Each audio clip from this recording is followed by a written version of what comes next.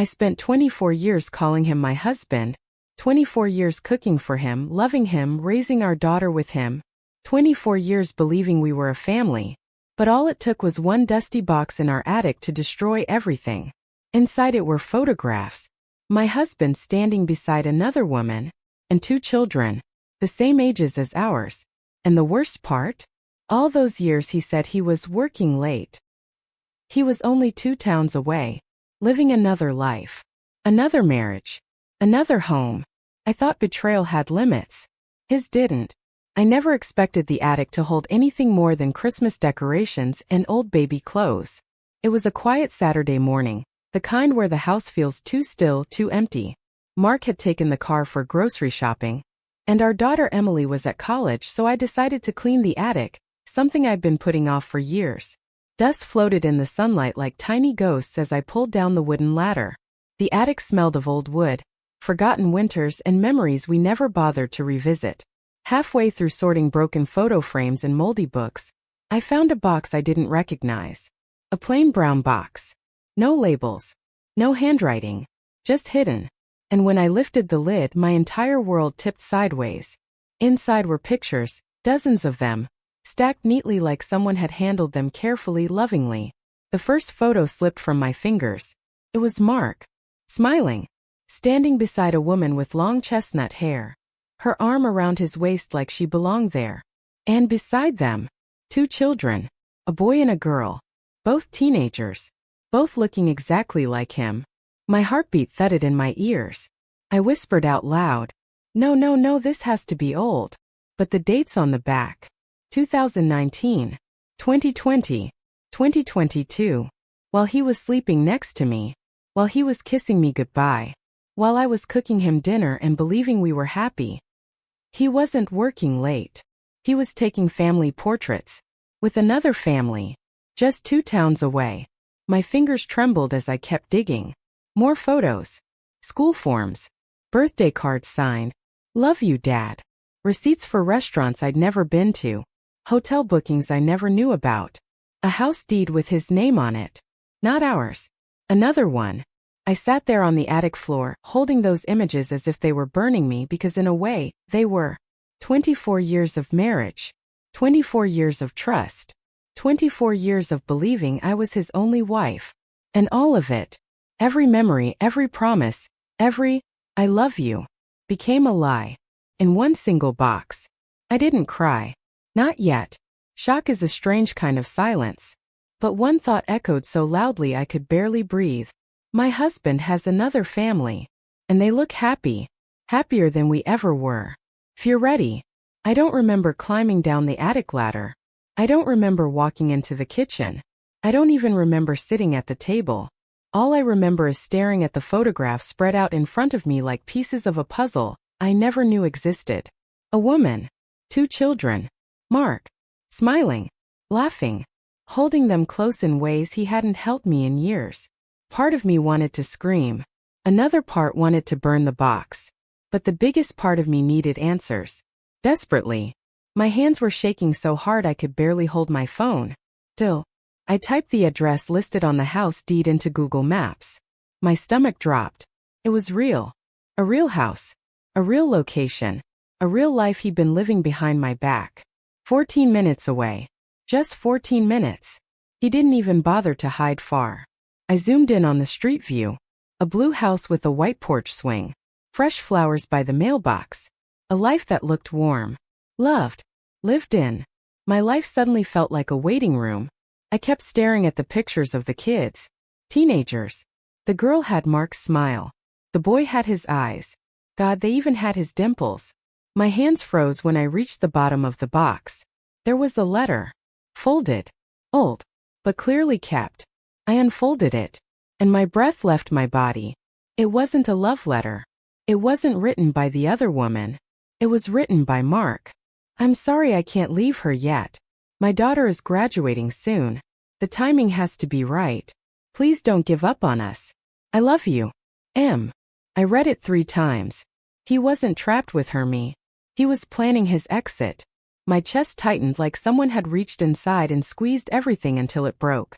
So while I spent years wondering why he grew distant, Why he slept on the edge of the bed. Why he shut his phone off before coming home. He wasn't uninterested. He was waiting. Waiting to leave me. I pushed the photos away and finally, the tears came. They poured out of me like they had been waiting 24 years to escape. I don't know how long I sat there crying. Maybe minutes. Maybe hours. But when I lifted my head and wiped my face, something inside me shifted. I wasn't just heartbroken. I was furious. And for the first time since opening that box, I wanted to see the woman he chose over me. I wanted to see the children he loved more than his own daughter. I wanted to see the life he lived when he wasn't pretending. So I grabbed my keys. I wasn't shaking anymore. I was done being the woman left in the dark. Today, I would meet Mark's second family. The drive felt unreal. My hands were steady on the steering wheel, but everything inside me was trembling. A storm with no sound. Every streetlight looked sharper, every mile longer, and every memory of Mark felt like a blade scraping my skin. 14 minutes. Just 14 minutes. 24 years of lies. Parked only 14 minutes from my front door.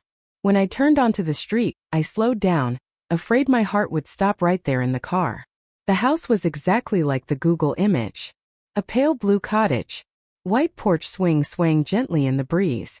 Seasonal wreath on the door. Pumpkins on the steps. It looked like a home built with care. Not like the half-lived house I'd been keeping together alone. My chest tightened. I parked across the street. Engine off.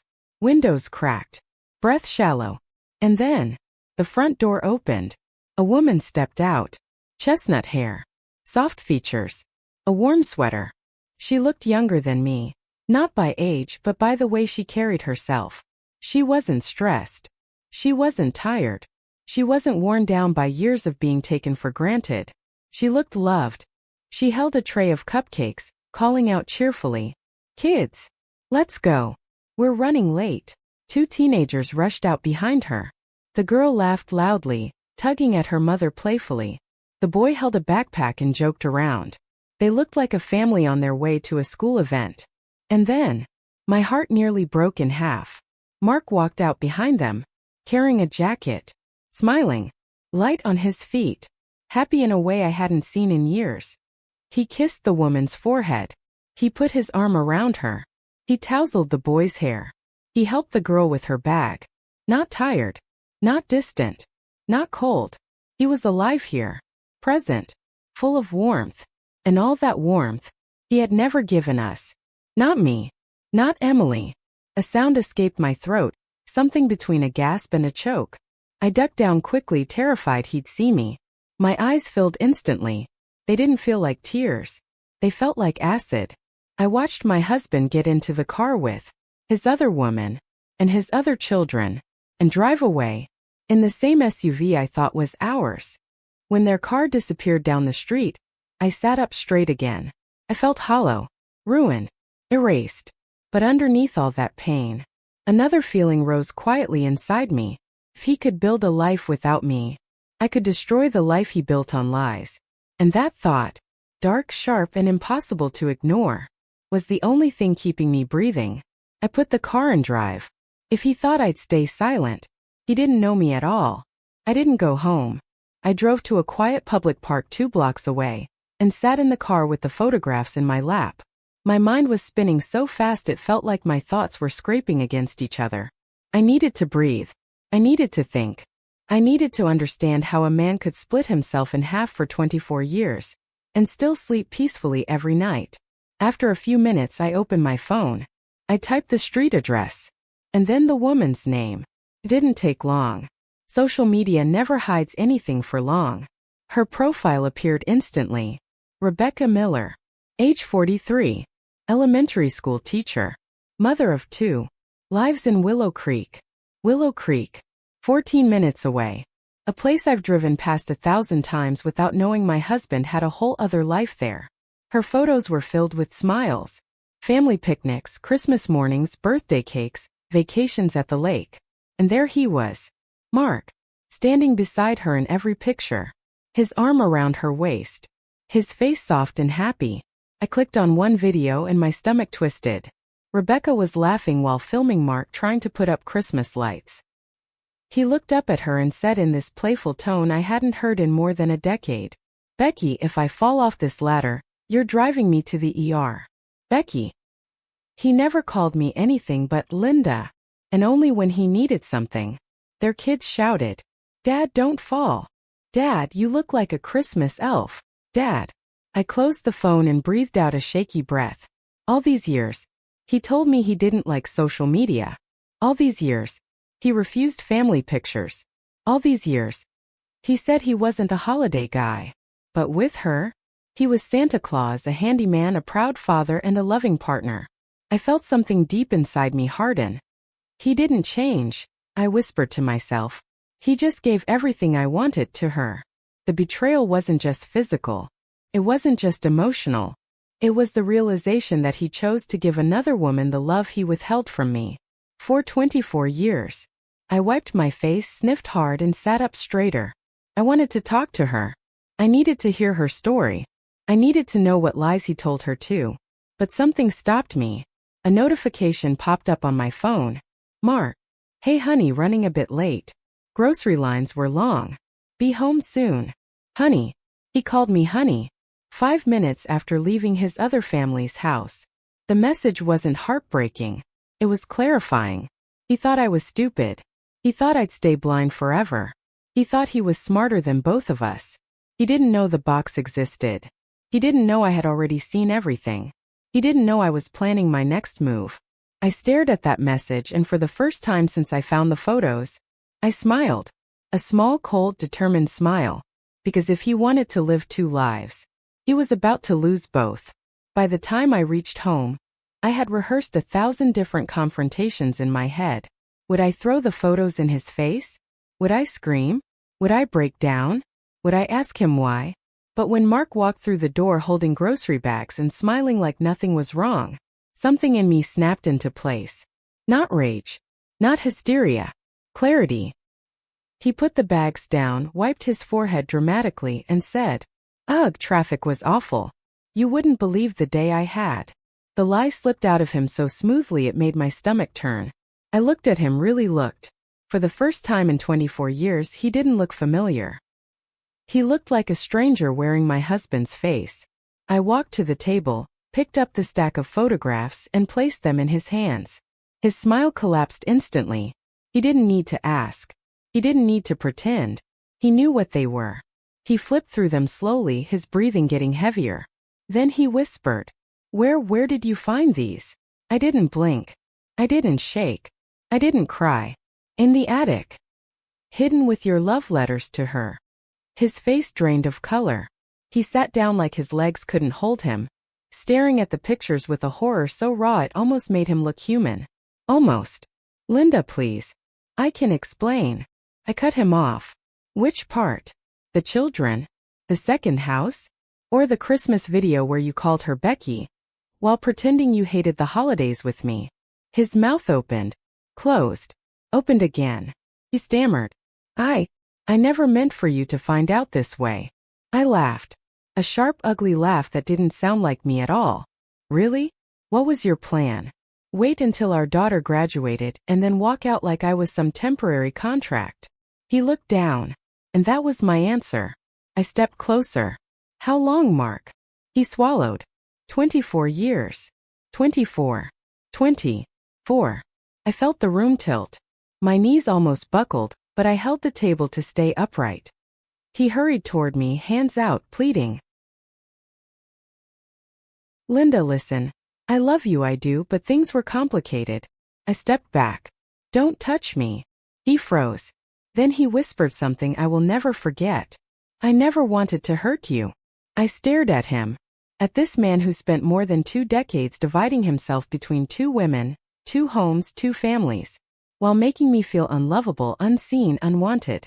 And I said the truest words of my life. "Mark, hurting me wasn't an accident.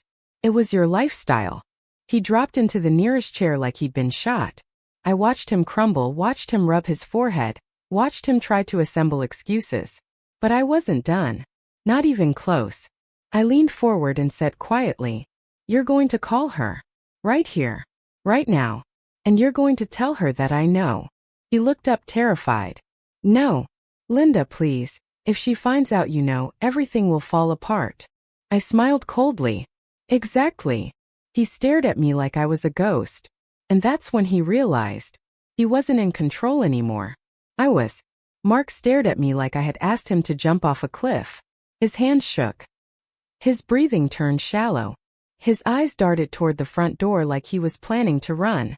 But I didn't move. I stood between him and the one thing he wanted most in life. Escape. Mark, I said slowly. Pick up the phone. He shook his head. Linda, you don't understand. If she finds out you know, the kids. Everything will be ruined. I tilted my head. Everything should be ruined. He flinched like the words slapped him. Then for the first time in 24 years, I saw guilt. Real guilt.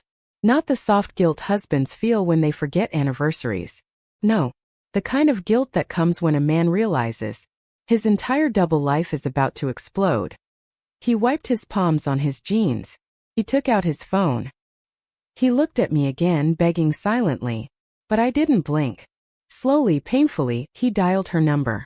The phone rang once, twice, 3 times. Then a soft female voice answered. Hey babe, is everything okay? You sound tense. My stomach twisted. Her voice was gentle, comfortable. A voice that wasn't surprised to hear him at 7 p.m. A voice that knew him. Mark's eyes filled with tears. He whispered, Becky, I need to tell you something. There was silence. Then a hint of panic in her voice. What? What happened? He glanced at me. I folded my arms. He swallowed hard and said the sentence that ripped all 3 of our lives apart. Linda found the pictures. A sharp inhale on the other side of the phone. Then, oh my God. Mark, no. She knows. His voice cracked. Yes. A long, horrible silence followed. I could hear her breathing. Fast. Unsteady. Like she was pacing. Then Becky said quietly, Is she there? Mark looked at me. I nodded. He whispered, Yes, she's right in front of me. Becky's tone changed instantly. From panic to anger. Put her on the phone. Mark froze. Becky repeated louder. Put her on. He handed me the phone like it was burning his hand. I pressed it to my ear. Hello, Becky. A shaky exhale. Then she said something I wasn't expecting. Not insults. Not denial. Not even an apology. She whispered, How much do you know? My voice was calm. Enough to know you loved the same man I married. Enough to know my whole life has been a lie. She didn't respond at first. Then, surprisingly softly, she said, Linda, I didn't know about you. I closed my eyes. Part of me wanted to believe her. Part of me wanted to scream at her. All of me wanted to drop the phone and burn the world. But I stayed still. 24 years, Becky. He split himself between us for 24 years. She let out a sound. Not quite a sob, not quite a gasp. Oh God. Mark told me you left him years ago. My heart stopped. Mark jerked his head up. I stared at him with pure disgust. He told you what? She spoke quickly, voice breaking. He said you divorced him. He said you moved to Florida. He said he was raising your daughter alone. My jaw dropped. I looked at Mark like he was a monster I had never seen before. Because he was. He dropped his face into his hands. Becky whispered, I swear, Linda.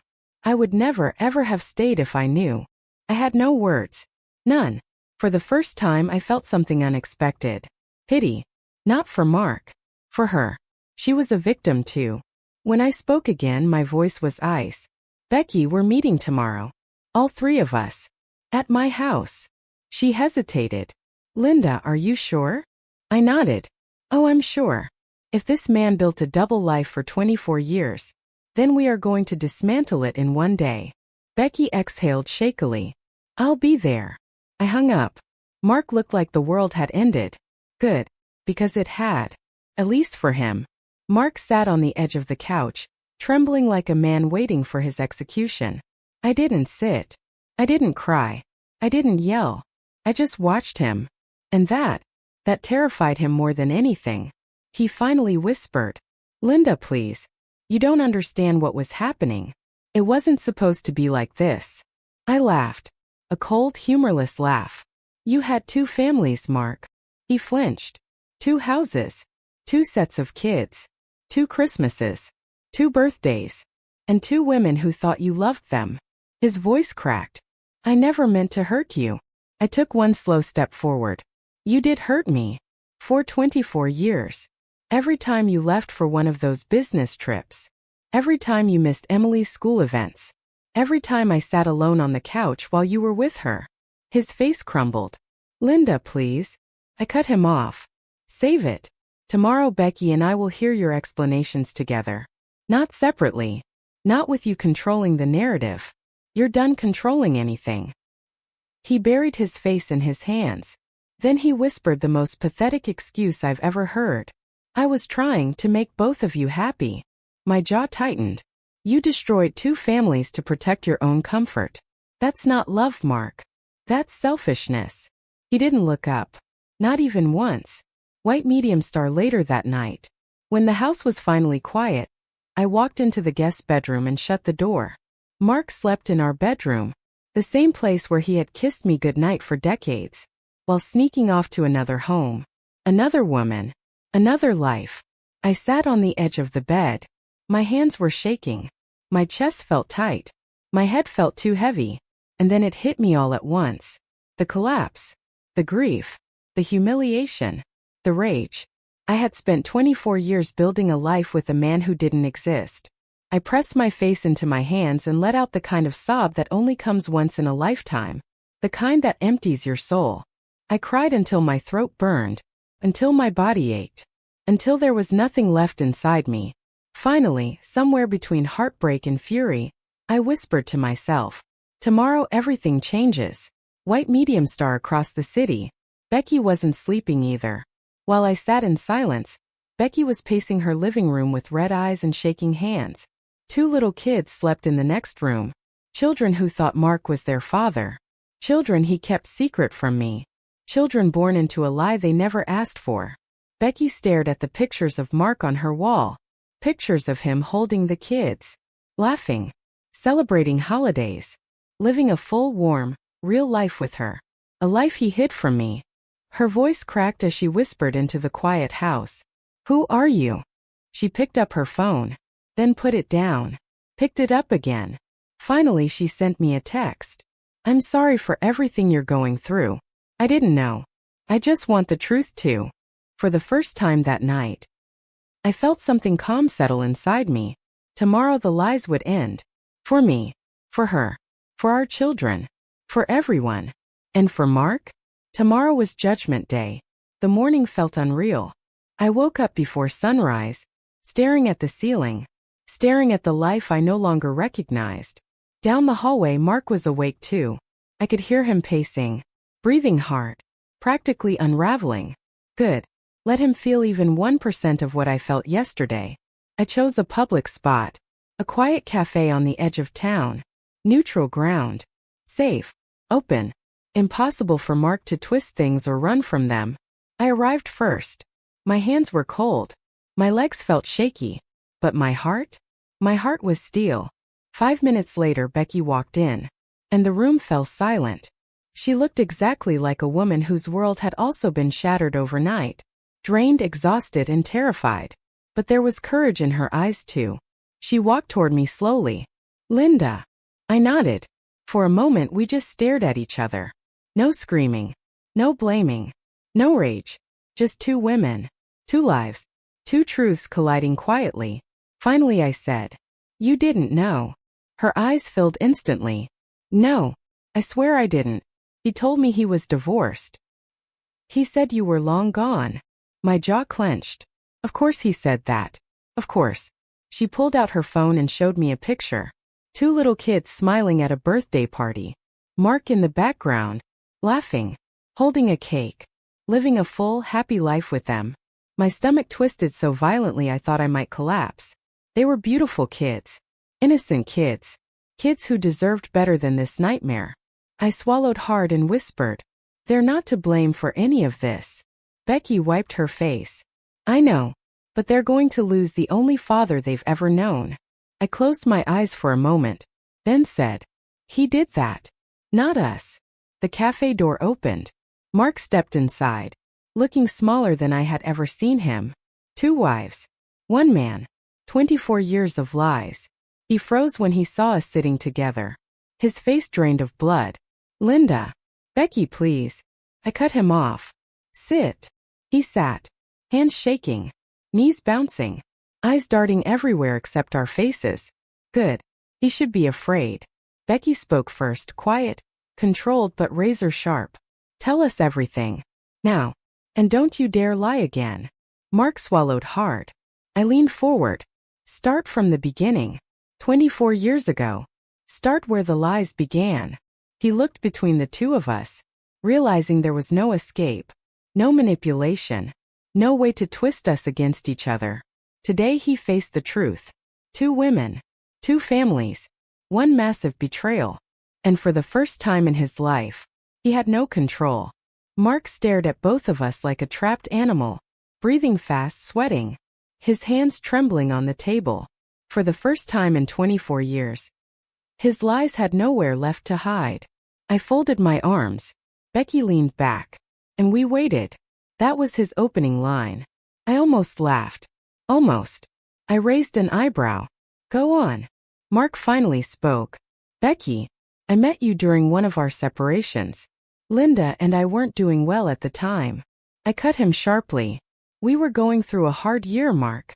We never separated." He opened his mouth, then closed it. He knew I was right. He took a shaky breath. Okay. I lied. I told you." He nodded at Becky. "That Linda had left me." My stomach twisted. He continued. "And then when you got pregnant, I panicked." Becky pressed a hand to her mouth. He kept going. "I didn't know how to tell either of you. I didn't want my kids growing up without me. Any of them. So, I tried to be in both lives." I leaned forward. "For 24 years, Mark? You tried?" He flinched. Becky asked, voice cracking. "So every time you said you were traveling for work?" He nodded. "You were with them. Or with me. That's what you're saying." Mark whispered. "Yes." She shut her eyes, devastated. I felt a wave of anger so sharp it almost punched a hole in my chest. I asked quietly, "How did you support 2 families? 2 homes? 2 lives?" He swallowed. "Linda. The savings, the investments. I wasn't investing anything." My heart dropped. Becky gasped. He looked down at the table. "I was paying for both houses. 2 rents. 2 sets of bills. 2 sets of birthdays. 2 everything." My hands went numb.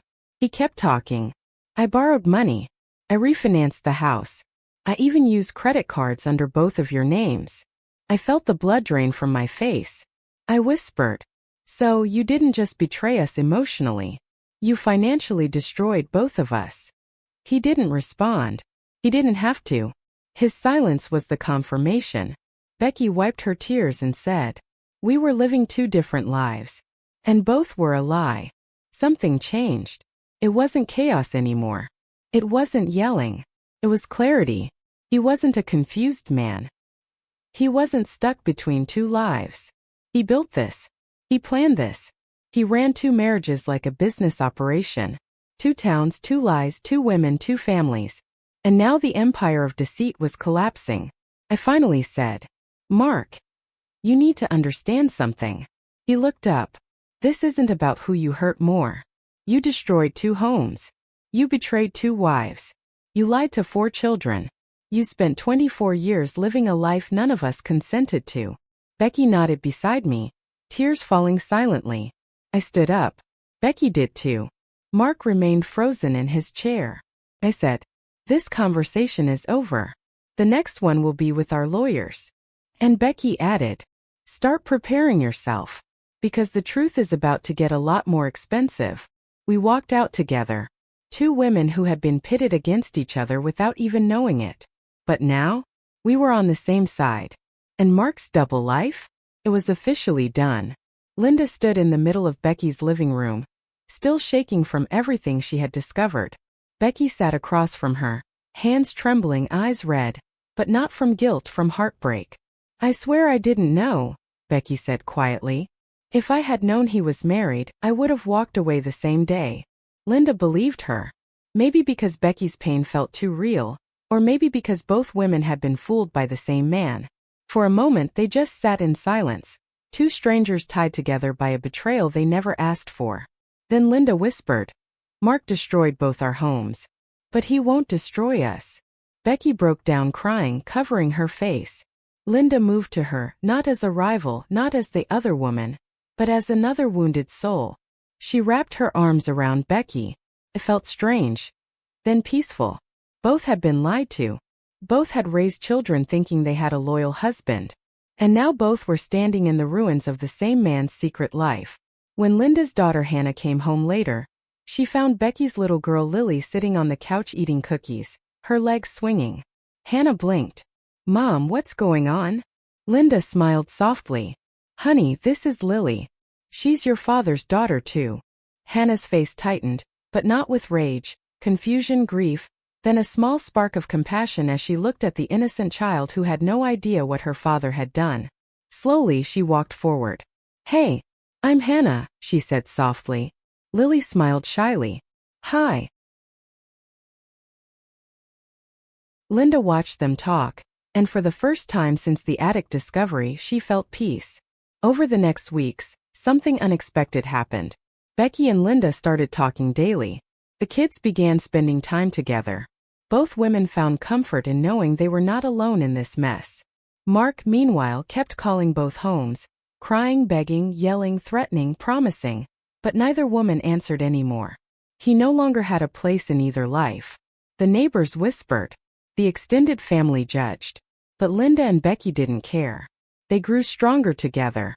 They cooked meals together on Sundays, shared grief over coffee, laughed over memories of Mark's ridiculous excuses, and slowly rebuilt their lives. One afternoon, Hannah hugged Becky in the kitchen and whispered, "Thank you for not hating my mom." Becky shook her head, tearing up. "Your mom saved me. And Lily. I'll never forget that." Mark tried showing up one day, banging on Linda's door, shouting that both women had ruined his life. But when the kids stood behind their mothers fearlessly, he saw something he wasn't expecting. Unity. Linda stepped forward and said, "You don't get to break us anymore. Leave." For the first time in years, Mark looked genuinely powerless. He left. And he didn't come back. Months later, both families were celebrating Lily's birthday in Linda's backyard. Kids running around, food on the grill, soft music playing. Becky and Linda sat together, watching their children play like siblings. Linda whispered, "It's strange, he lied for 24 years. But somehow we ended up with something real." Becky nodded, smiling through tears. "We built our own family without him." Linda reached over and held Becky's hand. Two women, two homes, one trauma, one new family. The man who betrayed them was gone, but the bond they built was stronger than anything he could ever break.